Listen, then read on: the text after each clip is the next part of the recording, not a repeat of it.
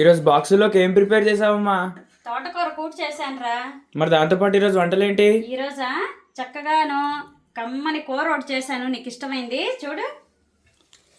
తోటకూర కూటు, తోటకూర పప్పులో వేసేసి, మీరు ఎంత పప్పు వేయాలనుకున్నారో అంత పప్పు వేసేసి తోటకూర తరిగేసుకొని సన్నగాను తోటకూర పప్పు 2 ఉడకబెట్టేసేయండి.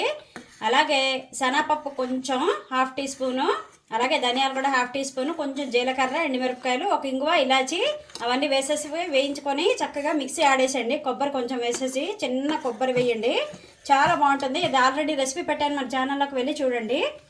అలాగే గోరుచిక్కుడుకాయ కాస్త ఉడకబెట్టేసి పోపుని వేసి కూర పొడి వేసి కూర చేశాను.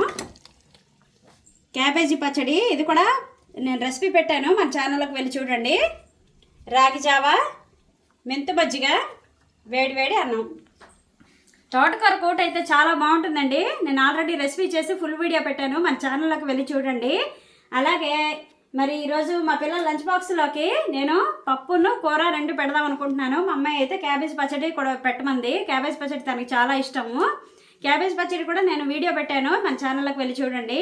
అలాగే మీరందరూ ఏం చేస్తున్నారు, పిల్లల లంచ్ బాక్స్లోకి ఏం వంట చేశారు? నేనైతే ఇవి చేశానండి. మా వంటలు ఎలాగున్నాయో కామెంట్ చేయండి, ఛానల్కి లైక్ చేయండి, షేర్ చేయండి, సబ్స్క్రైబ్ చేసుకోండి. పిల్లలు వెళ్ళిపోయాక స్టవ్ అంతా క్లీన్ చేసుకొని అమ్మవారికి పాయసం వండి పూజ చేసుకోవాలండి. ఇదండి ఈరోజు మా ఇంట్లో వంటలు.